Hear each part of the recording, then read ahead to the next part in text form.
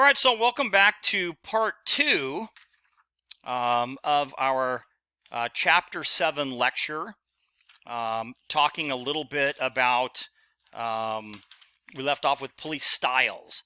So let's go ahead and kind of just jump right in to finish up. So still finishing up with police styles, okay? Policing encompasses, again, a multitude of diverse tasks, including peacekeeping, criminal investigation, traffic investigation, and a lot more.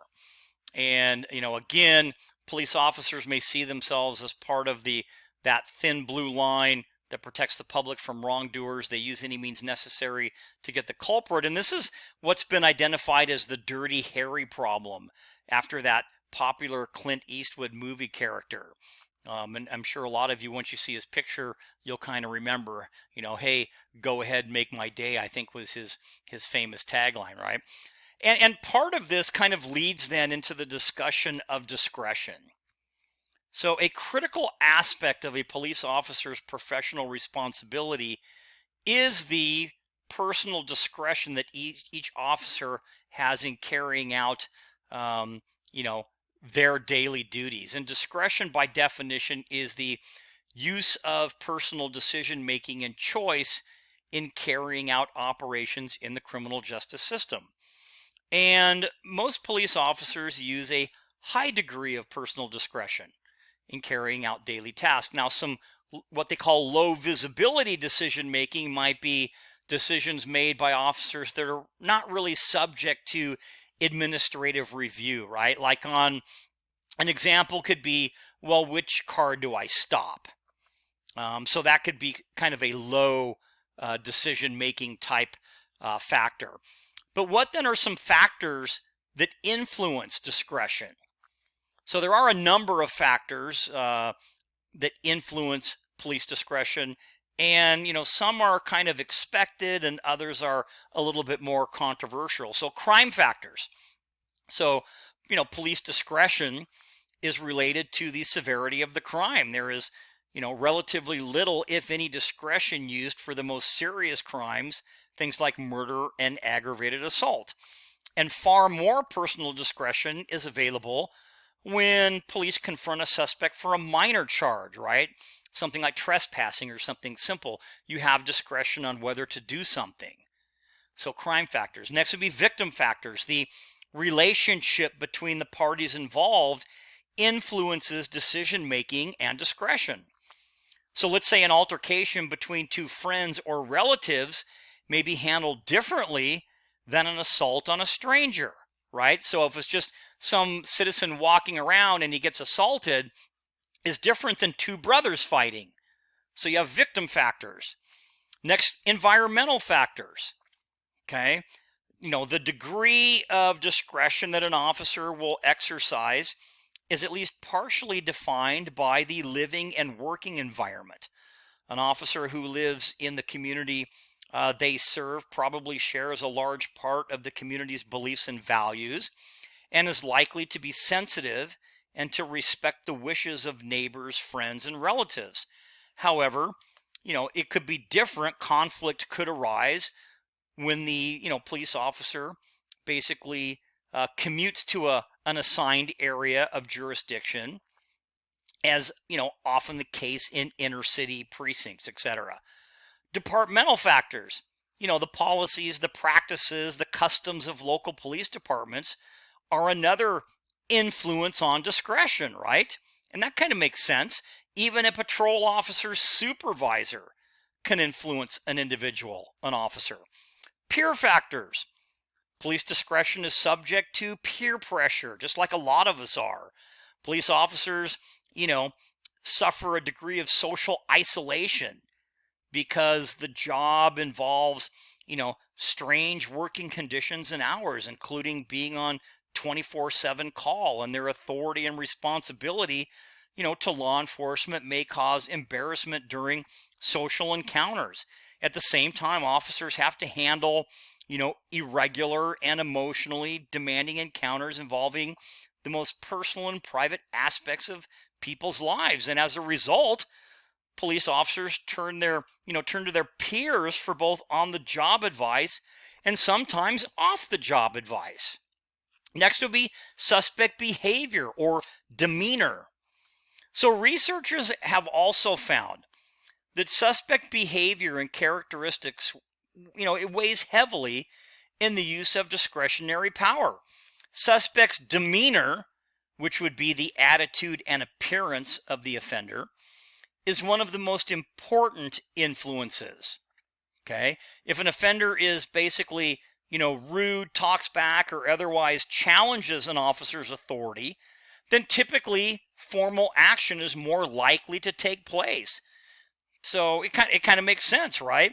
And suspects who are a little bit more civil, they don't have to accept responsibility, but they understand why they've been stopped, detained, etc., and perhaps even, kind of admit their guilt, etc., are less likely to be sanctioned than those who display less courteous demeanor. And it'd be the same thing if a suspect basically physically resisted. That individual is, more likely to receive some form of physical coercion in return. Okay, so demeanor. And then officer characteristics. Just as we, kind of finish up, the characteristics of police officers themselves are also important predictors of discretionary decision making. It is possible that officer education and experience are important, but researchers have yet to really reach any consensus on kind of all of that. So these are some factors that kind of influence that discretion. So next we're going to spend a little bit of time on racial profiling. So racial profiling describes the racial influence over discretion. The term racial profiling has been coined to describe the racial influence over police discretion. A number of empirical studies have found that state and local police officers routinely stop or search minority motorists at a rate far greater than their representation in the driving pool. And there are some factors that you can look at your own time on pages 256 and 257. But again, by definition, any police-initiated action that relies on the race, ethnicity, national origin, rather than on the behavior of an individual for police to believe a particular individual is involved in criminal activity. Now, whereas most experts condemn any form of profiling, there are those that would argue that profiling may have utility as a crime control or investigative tactic. So I'll ask the question here, what about like terrorism? Can you profile a terrorist? Are there certain profiles? What about drug smugglers or drug trafficking, right? And that's kind of where it all started. So a central problem with racial profiling is that it contains the word profiling, which, has been a valuable tool in policing for decades. At airports, law enforcement and security personnel are taught to watch for traits. It's a profile. Paying in cash for a ticket, no luggage. When it comes to terrorism, maybe Middle Eastern descent. Nervousness, where they're flying to, where they're flying from, to alert them to either drug dealers or potential terrorists. Now, just because you display some of these doesn't mean you are that you're a smuggler or a trafficker or a terrorist, but we are taught in several different career paths to be able to look at people and look at certain traits, okay? And you still have to stay within the confines of the law, but profiling has been a successful tool, okay, as long as you do it within the confines of the law. So thus it might be appropriate then to change the name of profiling to building a case, with race simply a part of the suspect description. And the courts have decided that they're generally supportive of race being included as one of several factors, not just one factor, several factors to identify suspects. The case involves Border Patrol, etc. We're talking about the United States versus Weaver case in 1992. So again, several factors, not just one factor. So now let's take a quick look at problems in policing. So the complexity of their role, the need to exercise prudent discretion, the threat of using violence and having violence used against them, and isolation from the rest of society, it all takes a toll on police officers. And police officer stress leads to negative attitudes, burnout, loss of enthusiasm and commitment or cynicism, increased apathy, substance abuse problems, divorce, health problems, and many other social, personal, and job-related problematic behaviors, right? And, so again, this role of ambiguity really does kind of bring to the forefront some of the issues that are facing law enforcement today. The most significant negative effects that we're talking about are job stress, fatigue, violence and brutality, and corruption. So as we kind of look at this, what are some causes then of when we talk about job stress? So, difficulty maintaining social and family relationships, considering their schedule and their workload. And researchers and psychologists basically divide law enforcement stressors into kind of 4 different areas, if you will. And we'll talk just briefly about those. External stressors, such as verbal abuse from the public, justice system, inefficiency, liberal court decisions that favor the criminal. Organizational stressors, such as low pay, excessive paperwork, arbitrary rules, limited opportunity for advancement. Duty stressors, such as rotating shifts, too much work to do, fear, danger. And then individual stressors, things like, discrimination, marital difficulties, and personality problems. Okay.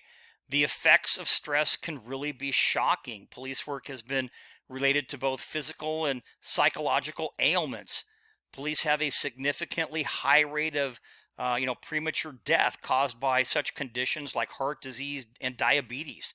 They also experience a disproportionate number of divorces and other marital problems, and lately, over the last year or so, suicide.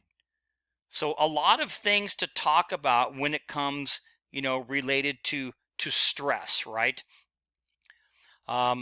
Police fatigue. So we talked about stress. Now let's talk about fatigue. Well, nearly everyone has been tired at work, right? From time to time. And while on the job, sleepiness is inconsequential for many workers, it can lead, to a disaster for others. No one wants an airline pilot to fall asleep, and, the prospect of a truck driver, sleeping behind the wheel is disturbing and sounds super dangerous. But what about a police officer? An officer who is overly tired may be at higher risk of acting inappropriately or being injured on the job. The problem of tired cops, if you will, has largely been overlooked, but it shouldn't be. Police officers often work lengthy shifts with unpredictable hours.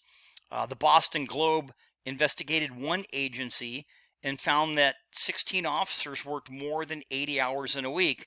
One even worked 130. And I can remember working, if you were working detectives, you might work 24 hours in a row. Go home and get some sleep for a couple hours and then come back. So, just a lot of different things that are kind of going on there. So what can we do then to kind of control police fatigue? Well, review the policies, procedures, and practices that affect scheduling and rotation and overtime and even moonlighting, which means that you have a second job, a second part-time job, etc. Next would be to assess how much, of a voice officers are given, in a work hour and shift scheduling, decisions. Perhaps assess the level of fatigue that officers experienced. Maybe look at that. Maybe look at sleep, etc. And then review, recruit, and in-service training programs to determine whether officers are receiving adequate information about the importance of good sleep, habits and fatigue and shift work, meaning make sure that you review these training programs to ensure that brand new officers understand the rigors of law enforcement, because there are some. Okay, now we're going to kind of switch gears and we're going to start to talk about use of force, deadly force, etc. So we've got a lot to cover still, so let's just kind of jump right ahead. So police officers are empowered to use force and violence in pursuit of their daily tasks. Okay, and some scholars argue that the use of violence, or the use of violent measures, is the core of the police role. Even so, since their creation, U.S. police departments have wrestled with the charge that they are brutal, physically violent organizations, and early police officers resorted to violence and intimidation to gain the respect that was not freely given to them at that time, by the citizens, right? And in the 1920s, the Wickersham Commission detailed numerous instances of police brutality, including the use of what they used to call the third degree to get confessions. And maybe some of you have kind of heard that term before. So today, police brutality continues to be a concern, especially when police use excessive violence or force against members of the minority community. So by definition, brutality refers to actions such as using abusive language, making threats, using force or coercion unnecessarily, using nightsticks, stopping and searching people to harass them. And overall, evidence shows that only a very small portion of officers are continually involved in problem behavior. Now, the most significant factor in controlling police use of force may be the threat of civil judgments against officers, chiefs, and cities, etc. So again, knowing that you could be sued civilly and have to pay out a judgment, etc., this really is one of the most important or significant factors in controlling that, along with policies and other things too.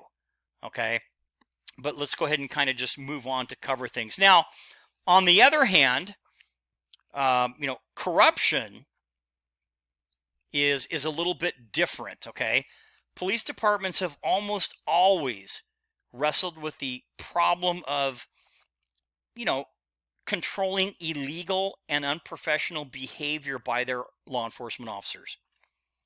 Corruption basically pervaded the U.S. police when the early departments were first formed.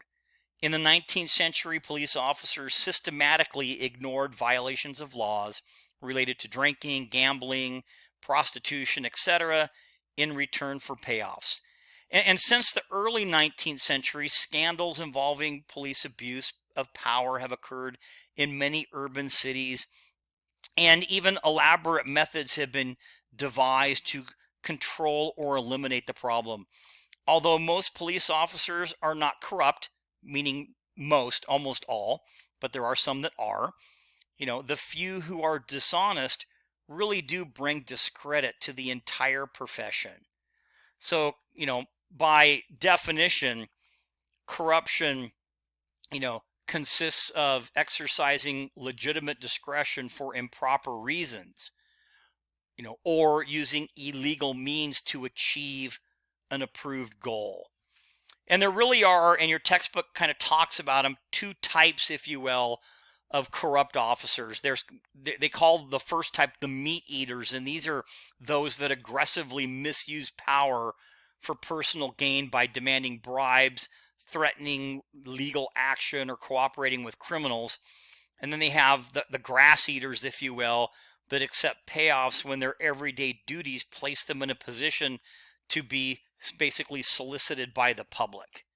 Okay, and you have some definitions on page 265 that you can look at. But what about the different types of corruption or things that cause corruption? So let's look at the types of corruption. And these would include things like internal corruption, takes place among police officers themselves, involving both bending departmental rules and basically the outright performance of illegal acts. Then you have selective enforcement or non-enforcement. Okay, and this occurs when police officers abuse or exploit their discretion. Next, you have active, criminality that takes place, and when police officers participate in serious criminal behavior. Police may use their positions of trust and power to commit, the very crimes that they are entrusted with controlling. Okay, look at the Rampart scandal as an example. And then finally, bribery and extortion. So, this includes practices in which law enforcement roles are exploited specifically for money. Okay, and that kind of says it all, really. Bribery is basically initiated by the citizen. Extortion is initiated by the officer. So those are types, but what about now some causes of corruption? Well, no single explanation really kind of satisfactorily accounts for the various forms that the abuse of power takes, but we're going to look at some causes. So one could be police personality. One view puts the blame on the types of person or people who become police officers.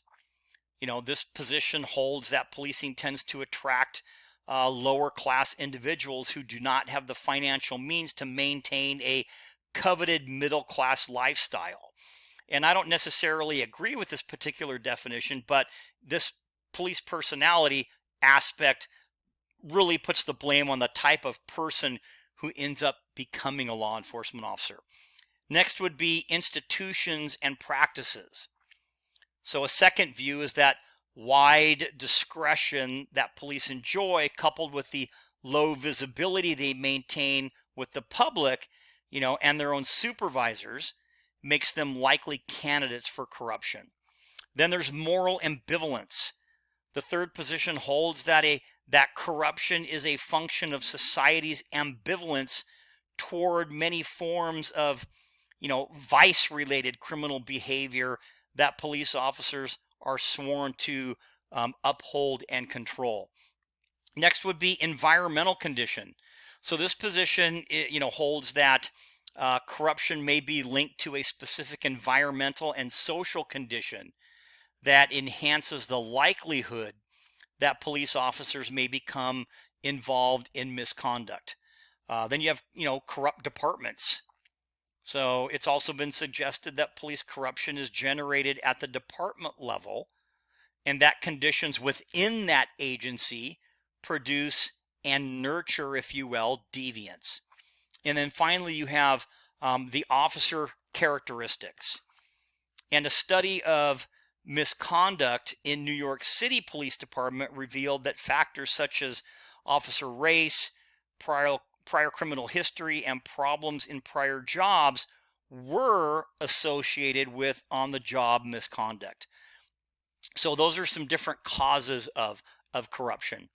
So how then do we kind of control it? So as we kind of looked at this, so how can police misconduct be controlled? Well, one approach is to strengthen the internal administrative review process within a department. A strong and well-supported internal affairs division has been linked to lowered corruption rates, so investigating your employees, etc. However, asking police to do them, to kind of police themselves is not a simple task, right? Sometimes officers are often reluctant to discipline their peers. So having that good internal affairs system really is a good idea. Another approach instituted by then New York Commissioner Patrick Murphy in the wake of the Knapp Commission and their report is the accountability system. And this holds supervisors at each level directly accountable for the illegal behaviors of the officer under their command, right? That's kind of an interesting thought. Um, police departments have also organized outside review boards or special prosecutors to investigate reported incidents of corruption. So that's kind of another possibility that is available to try to solve some of this, right?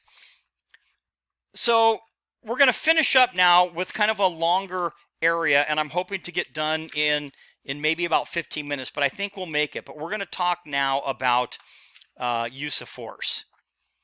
So despite some highly publicized incidents that get a lot of media attention, data shows that use of force is not a very common event.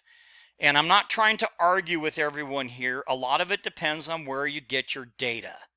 Okay, but I was in law enforcement for 34 years. I did reach the rank of chief of police, and I do understand that it's not as common as everybody thinks. Now, the most recent national survey on police contacts with civilians found that in a single year, of the 40 million people who had one or more police contacts, about 1.4%, or 374,000 or so, reported that an officer used or threatened to use force. Now, that doesn't mean excessive force.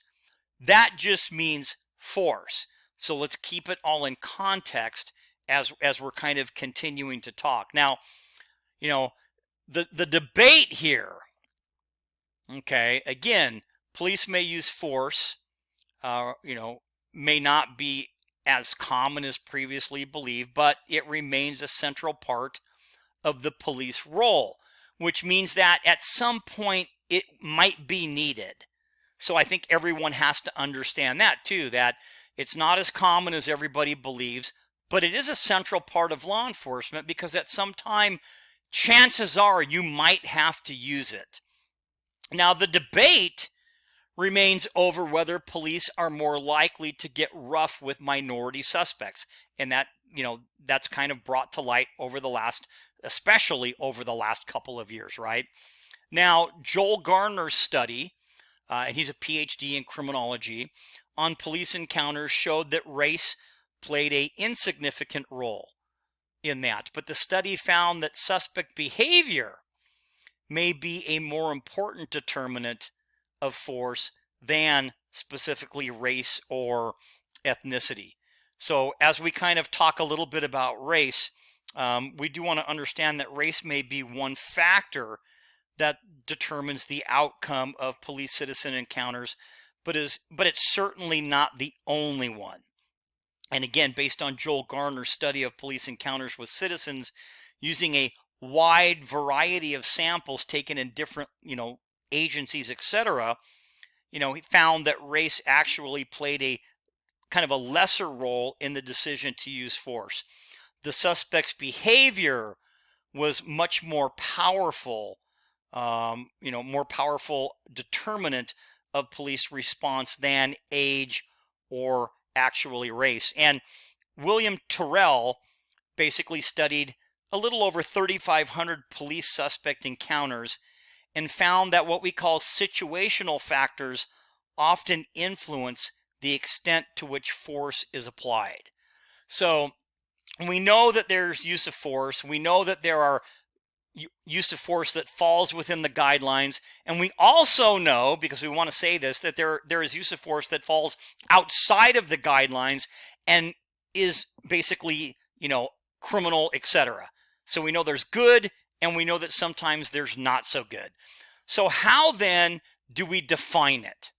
Now that we've kind of talked just a little bit about it. So the International Association of Chiefs of Police, or IACP, defines force as that amount of effort required by police to compel compliance from an unwilling individual. Now, the IACP, the same organization here, defines excessive force as the application of an amount or frequency of force greater than that required to compel compliance from a willing or unwilling individual. Now, force beyond that which is reasonably necessary to accomplish a legitimate law enforcement purpose. So we have what force is defined as, and then we also have what basically excessive force is defined at as well. So continuing with, kind of our force discussion, Means and Seidel in 2010, basically in a written paper that they did, talk about the use of force, and they say that, no other enforcement task is more difficult or more demanding personally and professionally than to use force only at the right time, in the right way, and for the right reason. So it is a little bit more difficult, right, than I think people kind of think it is. Just kind of keep that in mind as we continue with our conversation. So, the general public, again, seems to understand, again, that, situational use of force, even people who condemn police violence, such as, minorities, etc., are more supportive of its use if the officer is in danger or a suspect is confrontational. So the evidence then suggests that, whether, minorities or white, suspect behavior may be an important determinant of force, more so than race or ethnicity, right? So the actions of that particular person, regardless of, what ethnic background they come from, their basic actions are going to dictate what the officer might do as it relates to use of force. So now, what about deadly force? So this is force that is likely to cause death or significant bodily harm. And the FBI defines it as the intentional use of a firearm or other instrument resulting in a high probability of death. And the number of people killed by police each year is basically right around 400. Okay. And although, again, the media, depict of hero cops and a constant stream of deadly shootouts in which scores of bad guys are killed, again, the number of people killed by law enforcement each year is right around 400. And some of the factors that are related to police shootings is what we're going to talk about next. So, is police use of deadly force a random occurrence, or are there social, legal, and environmental factors associated with that? So here are basically 7 patterns that we're going to look at. The first is locale and national violence levels.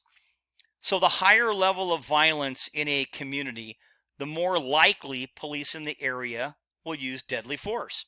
A number of studies have found that fatal police shootings were closely related to reported national violent crime rates and criminal homicide rates. Okay, so that's one factor, if you will. Next would be exposure to violence. Police officers may be exposed to violence when they are forced to confront emotionally disturbed individuals. Some distraught people attack police as a form of suicide. And we'll talk about suicide by cop in just a few minutes. This tragic event, again, has become so common that they have that term placed on it, suicide by cop. It's been basically coined to denote victim, precipitated killings by police. Next would be workload. A relationship exists among police violence and the number of police on the street. The number of calls for service, the number and nature of, police dispatches, the number of arrests made in a given jurisdiction, and even police exposure to stressful situations. The availability of firearms. Cities that experience a large number of crimes committed with firearms are also likely to have a high police violent rate. Cities that you could look at would be Chicago, would be a great example. Social conflict, according to the threat hypothesis, if you will.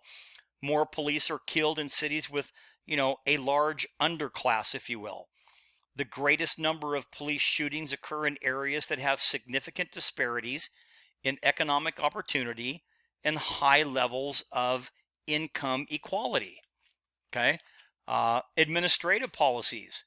The philosophy, policies, and practices of individual police chiefs and departments significantly influence the police use of deadly force. And then finally, race. No other issue is as important to the study of police use of deadly force as racial discrimination. A number of critics have claimed that police are more likely to shoot and kill minority officers than white officers.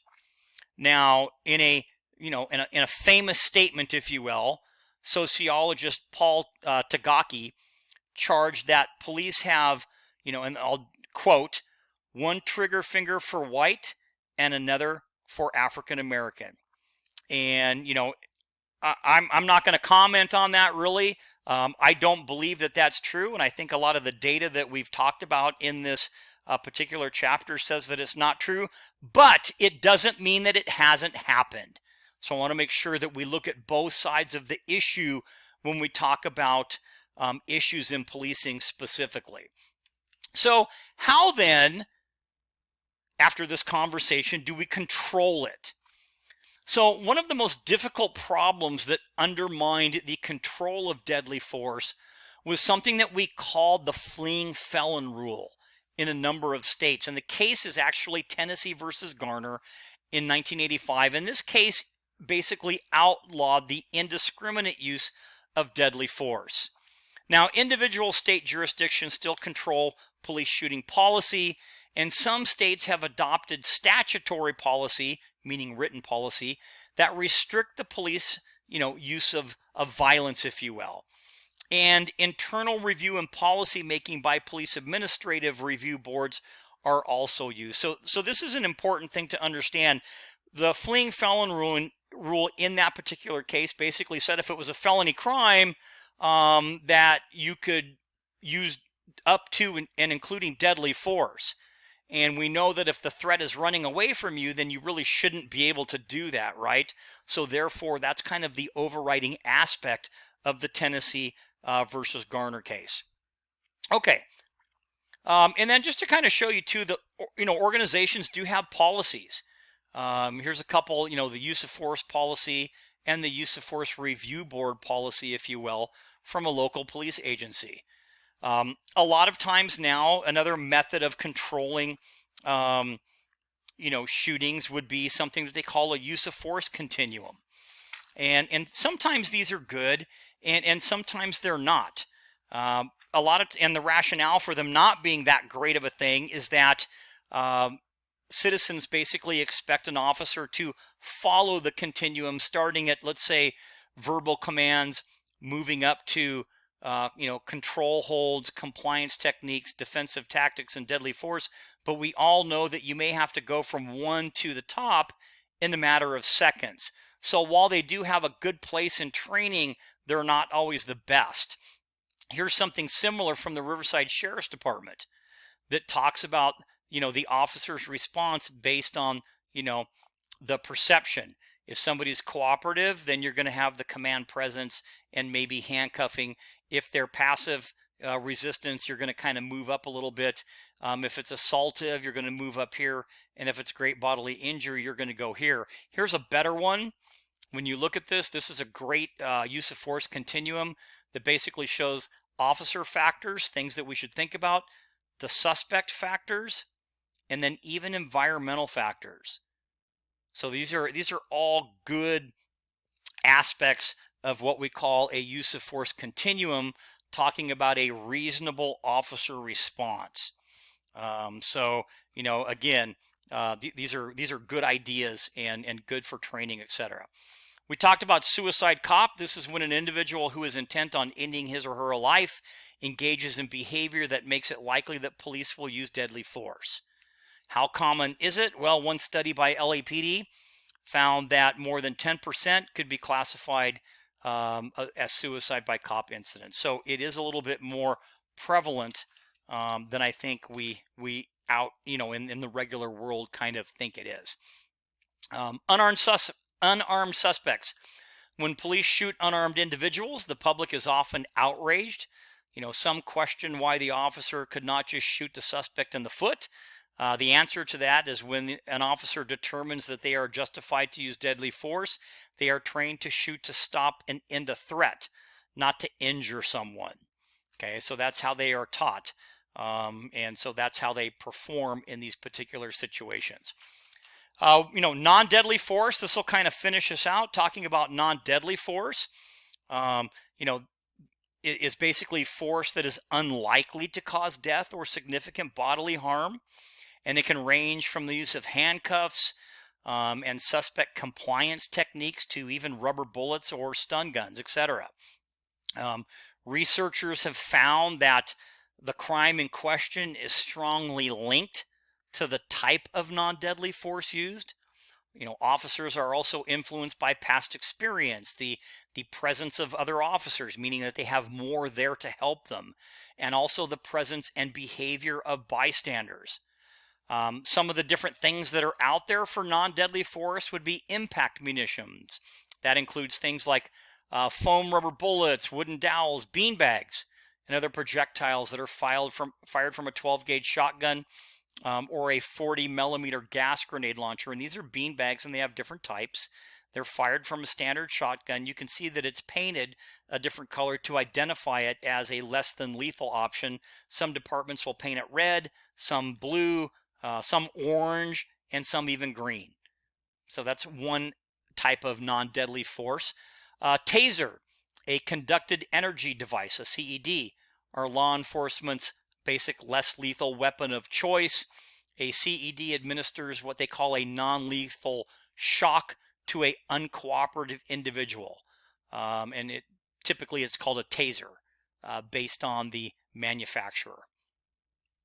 We have canines, just to kind of show you a couple other things that are out there. You have the OC spray, or pepper spray as they kind of call it. A couple of charts really quick as we're finishing up that show the instances of use of force when it comes to shootings, etc. So you can kind of look at some of the different ones here, and here are some of the shooting numbers. Here's another example when it comes to number of people shot to death, if you will, and you've got the different years, and you can kind of see how these different years are playing out, etc. Again, you have another chart that shows number of people that have been killed by law enforcement by race and then by year. So you can kind of look at the different years here. And again, data is super important to make sure that you're looking at the right data. Here's another chart that shows the rate of fatal police shootings per million of the population.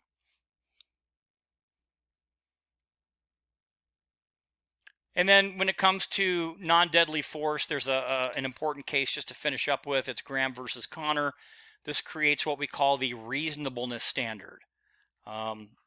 So it's important that when the courts look at what is reasonable, etc., they use the Graham versus Connor case, which actually created that reasonableness standard.